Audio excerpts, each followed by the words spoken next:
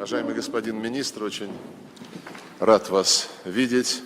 Мы встречались на коротке в Нью-Йорке в сентябре этого года. Я пригласил вас посетить Российскую Федерацию, и спасибо, что вы приняли наше приглашение. Monsieur le ministre, tout d'abord, je suis très content de vous voir et comme vous le savez, nous avons eu un entretien, quoique bref, à New York au mois de septembre et c'est lors de cette rencontre que je vous ai invité à visiter la Fédération de Russie, donc merci beaucoup d'avoir accepté notre invitation. И сегодня мы сможем подробно обсудить весь спектр наших двусторонних отношений, которым в прошлом году исполнилось 60 лет, после того, как при активной поддержке нашей страны прошла деколонизация Африки. Et aujourd'hui, nous avons la possibilité de débattre plus en détail l'ensemble de nos relations bilatérales. Et vous savez bien évidemment très bien que l'année dernière, nous avons célébré le 60e anniversaire de nos relations. Et la Russie a apporté son soutien, s'est active dans le processus de la décolonisation de l'Afrique. И у нас с тех пор установились дружественные, доверительные связи, которыми мы дорожим и намерены активно их развивать на взаимовыгодной основе в сфере торговли, экономики, инвестиций, военно-технической области, в сфере образования, науки и культуры.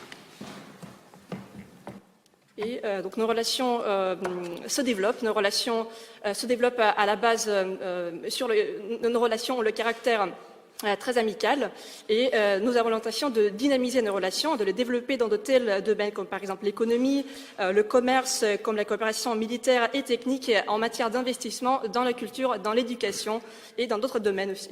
Ну и, конечно, нам будут очень интересны ваши оценки ситуации в Африке, в том числе и в различных субрегионах континента, и, безусловно, ваша информация о происходящем в вашей стране, об усилиях вашего правительства по борьбе с терроризмом и нормализации общей обстановки.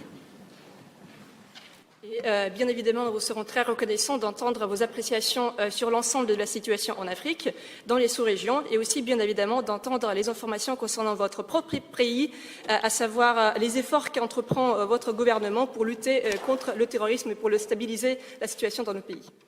Ну и, безусловно, затронем вопросы нашего взаимодействия в Организации Объединенных Наций, где мы очень тесно сотрудничаем. Et bien évidemment, nous toucherons d'autres questions, comme par exemple la coopération au sein de l'ONU, où nos liens, notre coopération est très intense. Добро пожаловать еще раз. Encore une fois, soyez les bienvenus à Moscou. Spasiba. Bonjour, je tiens d'abord à remercier le ministre Lavrov pour cette invitation qu'il m'a adressée pratiquement quelques jours après notre rencontre à New York. Nous venons naturellement avec un état d'esprit de renforcer le partenariat stratégique et historique qui existe entre le Mali et la Russie, qui est elle-même l'héritière de l'ex-Union soviétique qui a été au chevet du Mali depuis son indépendance. Je voudrais vraiment au début exprimer toute notre gratitude à la Russie pour sa contribution au développement des ressources humaines de qualité au Mali, dans le secteur du développement comme dans le secteur de l'armée, dont jusqu'à aujourd'hui 80% de nos équipements sont acquis, sont des technologies russes. Chaque fois que le Mali a été dans des situations difficiles, depuis notre indépendance, la Russie a toujours été avec nous. Aujourd'hui, nous sommes dans une situation difficile et nous nous tournons encore vers cet ami pour qu'il puisse nous aider à sortir. Aujourd'hui, l'existence même de l'État malien est menacée. Il y a des visées ou des velléités de partition de notre pays qui n'ont jamais disparu.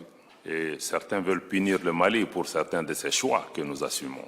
Aujourd'hui, nous sommes dans une transition politique. Nous espérons le plus rapidement possible revenir à un ordre constitutionnel normal. Mais il y a certains préalables et conditions qu'il faut réunir pour ça. Et la première, c'est vraiment de voir comment sécuriser le Mali, protéger ses populations et ses biens. Cette situation était déjà complexe, mais elle est devenue même plus grave avec la décision du partenaire français de se désengager sur 3 des 5 bases qu'elle avait au Mali.